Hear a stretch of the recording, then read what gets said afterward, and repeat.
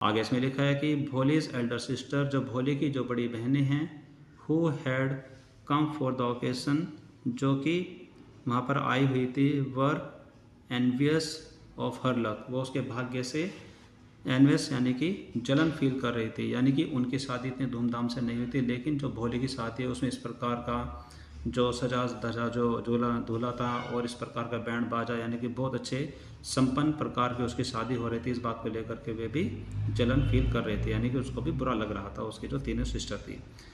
आगे इसमें लिखा है कि व्हेन द ऑस्पिस मोमेंट केम, कि जब वहाँ पर वो शुभ घड़ी आई, द प्रीस्ट सेड, पंडित जी ने कहा, ब्रिंग द ब्राइड, की दुल्हन को लेकर आइए। भोली क्लैड इन ए रेड सिल्कन ब्राइडल ड्रेस, की जो भोली हैं उसने लाल कलर की सिल्कन ब्राइडल ड्रेस यानी कि दुल्हन की जो पोशाक है जो कि रेड कलर की सिल्कन से बनी हुई जो ड्रेस थी उसको पहना हुआ था। वॉज लेड, उसको लाया गया टू द ब्राइड्स प्लेस, दूल्हे के स्थान पर, यानी कि जहाँ पर दूल्हा बैठा हुआ था वहाँ पर उसको लेकर आया गया।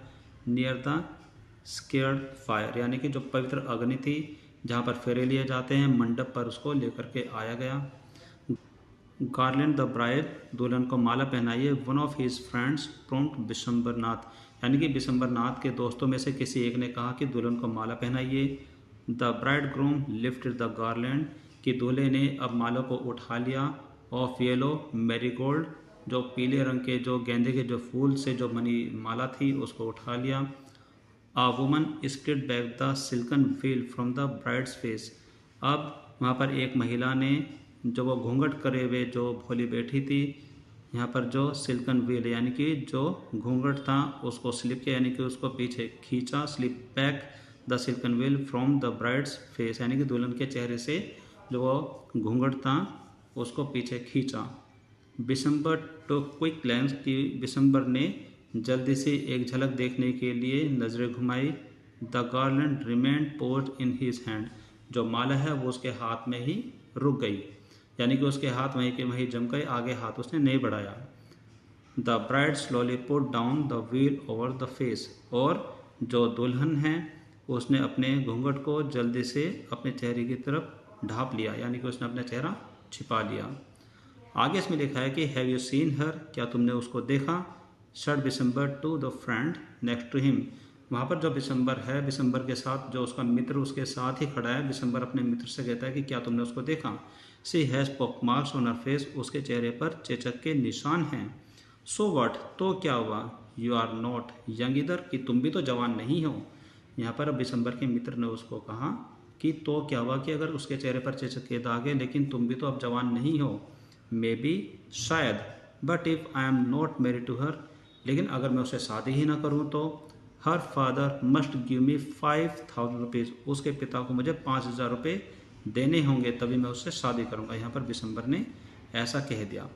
Ramlal went and placed his turban, कि रामलाल वहाँ पर गया एंड प्लेस हिज टर्बन, और अपनी पगड़ी को रख दिया। हिज ऑनर, जो कि पगड़ी उसके पिता का सम्मान होती है, यानी कि एक दुल्हन के पिता का जो एक सम्मान होती है पगड़ी, तो उस पगड़ी को उसने उतार कर उसको नीचे रख दिया। एट बिशंबर्स फीट, बिशंबर के पैरों में रख दिया। डोंट ह्यूमिलेट मी सो, मुझे इतना अपमानित ना कीजिए। टेक 2000 रुपीज़, 2000 रुपये ले लीजिए। फिर बिशंबर यहाँ पर पूरी अकड़ से बोलता है कि नहीं, नो, 5000 रुपीज़ नहीं, 5000 रुपये ही मुझे चाहिए। और वी गो बैक, नहीं तो हम वापस चले जाएंगे। कीप योर डॉटर, अपनी बेटी को अपने पास ही रखो। Be a little considerate please, कृपया थोड़ा रहम बनिए। इफ़ यू गो बैक, कि अगर आप वापस चले जाते हैं। I can never show my face in the village, मैं कभी भी अपना चेहरा नहीं दिखा सकता इस गांव में। यानी कि यहाँ पर जो बिशंबर है उसने जो भोली के पिता है उसका अपमान करते हुए उसको कहा कि नहीं, मुझे 5000 रुपये ही चाहिए, नहीं तो हम वापस चले जाएंगे, अपनी बेटी को अपने पास रखो। और उसके पिता कहते हैं कि अगर आप वापस चले जाते हैं तो मैं गांव में अपना चेहरा नहीं दिखा सकता, यानी कि वो अपना बहुत ज़्यादा अपमान महसूस कर रहा है। आगे इसमें फिर बिशंबर कहता है कि देन आउट विद 5000, तो लेकर आओ 5000 रुपये। बिशंबर अपनी ही बात पर यहाँ पर अड़ा रहा, तो कहता है कि तो लेकर के आइए 5000 रुपये। Tears streaming down his face, Bholi के जो पिता हैं उसके चेहरे पर आंसुओं की धारा साफ साफ नज़र आ रही थी, यानी कि उसकी आंखों में आंसू आ गए, वो रो रहे थे। रामलाल वेंट इन, रामलाल अंदर गए। ओपन द सेफ और वहाँ पर अलमारी खोली and counted out the note और वहाँ पर वो रुपए को गिनने लगे। He placed the bundle at the bridegroom's feet, उसने वो जो नोटों का जो बंडल था यानी कि जो पैसे थे वो दूल्हे के पैरों में रख दिए। आगे इसमें लिखा है कि ऑन बिसम्बर्स ग्रीडी फेस, बिसम्बर के लालच भरे चेहरे पर अपीयर्ड अ थ्रिपेंड स्माइल, एक विजय नुमा एक स्माइल, एक मुस्कुराहट छा गई यानी कि जैसे कि मानो उसने एक विजय हासिल कर ली हो। He had gambled and won, उसने वहाँ पर ऐसी सिचुएशन में, ऐसी स्थिति में एक जुआ खेला और वो जुए में जीत गया।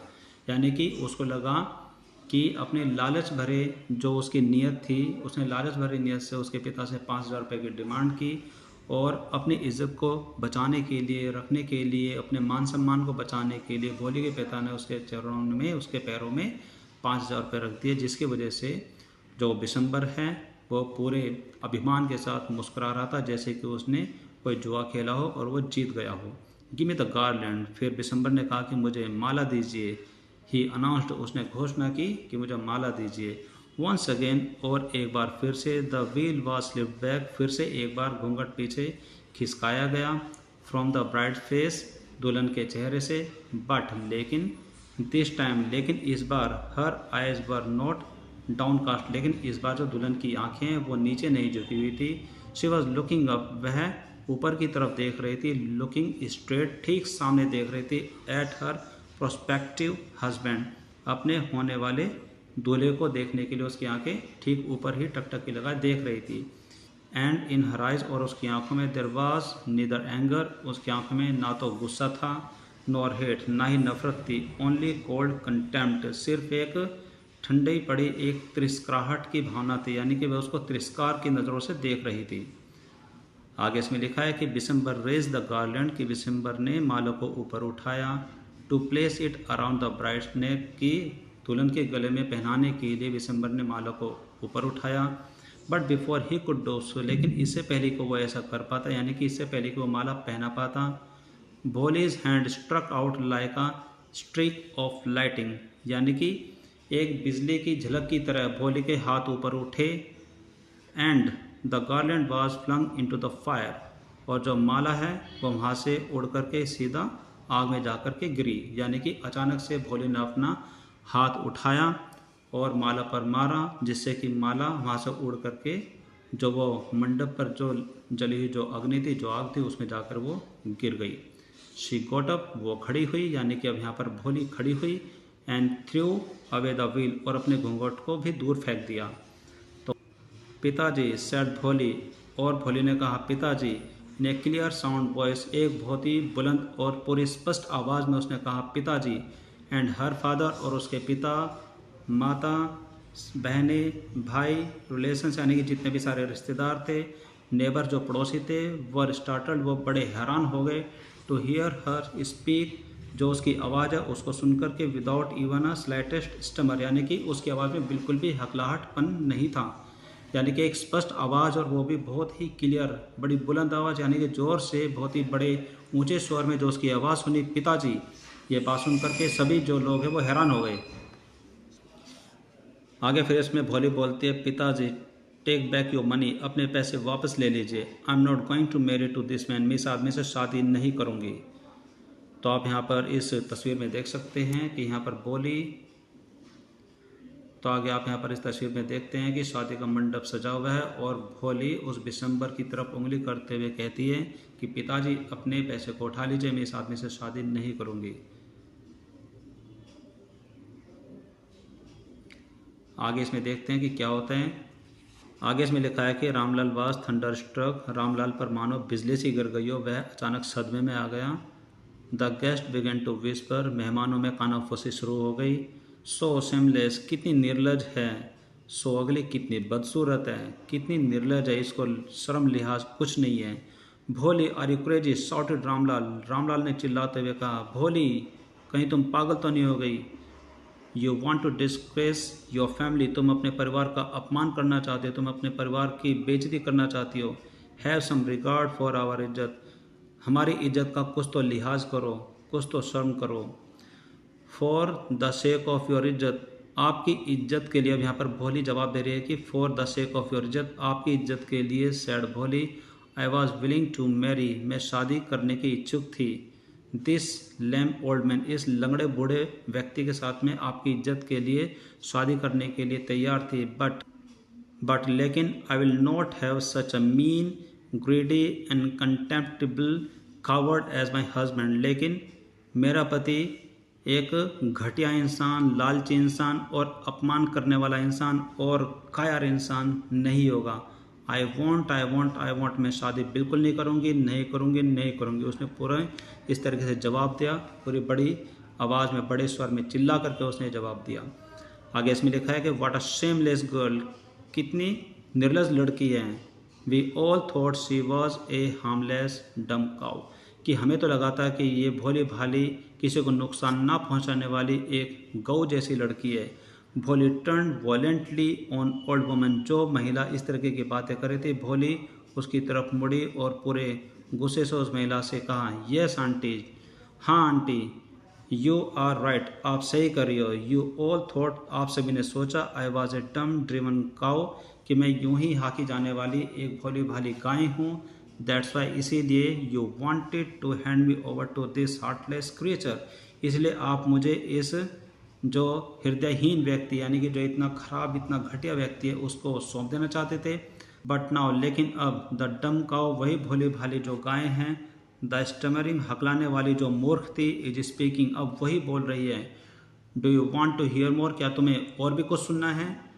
आगे इसमें लिखा है कि Bishambarnath the grocer started to go back, वहाँ पर जो दूल्हा था बिशंबरनाथ द पंसारी, उसने अब जाना शुरू कर दिया, यानी कि वो वापस जाने लगा विद हिज पार्टी, अपने लोगों के साथ। The confuse band man thought this was the end of the ceremony, वहाँ पर जो बैंड बाजे वाले आदमी थे वो थोड़े चक्कर में आकर को उन्होंने सोचा कि शादी संपन्न हुई। Was the end of the ceremony, यानी कि यह उनका जो शादी का जो समारोह था उसका अंत हो चुका था, यानी कि शादी समारोह संपन्न हो चुका था। And struck up closing song, और वहाँ पर शादी विवाह का जो संपन्न संगीत होता वो उसको बजाने लगे। आगे इसमें लिखा है कि Ramlal stood rooted to the ground, कि रामलाल वहीं पूरे जो आंगन था उसमें वो जड़ की भांति खड़े के खड़े रह गए। हिज हेड बाउड, उसका सिर नीचे झुक गया।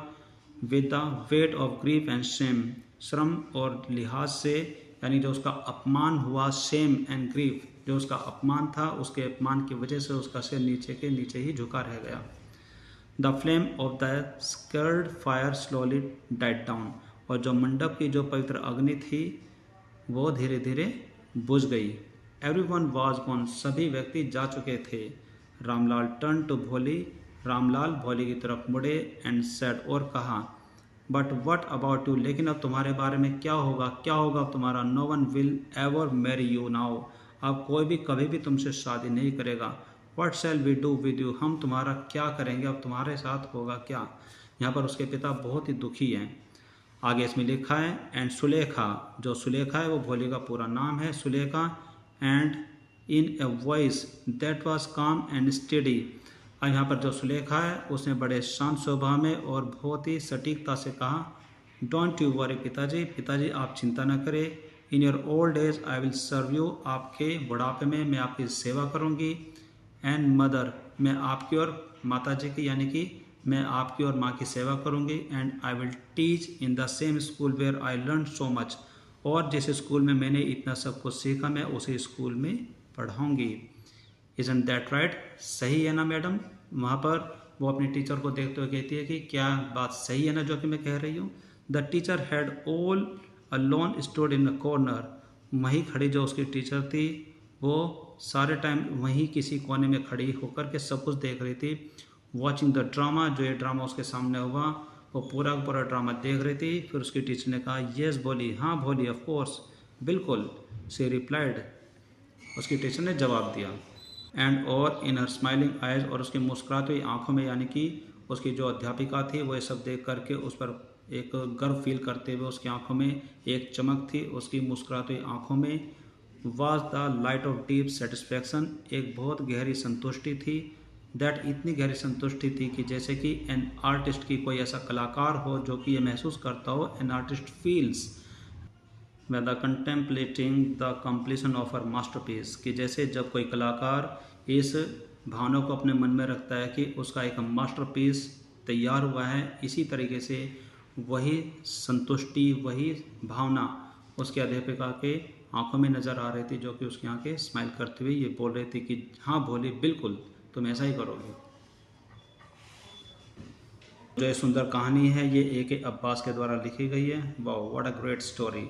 तो आपने इस कहानी में देखा कि जो भोली के बारे में बातें चल रही है, जिसका नाम सुलेखा है, वह शुरू में सबके लिए एक बुद्धिहीन और एक बदसूरत लड़की बनी रही, लेकिन जब उसने स्कूल में जाना स्टार्ट किया और उसको एक बहुत ही अच्छी अध्यापिका मिली जिसने उसका हौसला बढ़ाया और सही को सही और गलत को गलत समझाने के साथ साथ उसको ये भी कहा कि तुम पूरा मन लगा करके पढ़ो और तुम बहुत ज़्यादा शिक्षित एक कैरेक्टर बनोगी, जो कि पूरे गांव में तुम्हारे जितना पढ़ा लिखा कोई नहीं होगा, और जब तुम बोलोगी पूरे कॉन्फिडेंस के साथ बिना हकलाए तो कोई भी तुम्हारा अपमान या फिर तुम पर नहीं हो सको, पूरे सम्मान के साथ, पूरे रिस्पेक्ट के साथ तुम्हें सुनेंगे।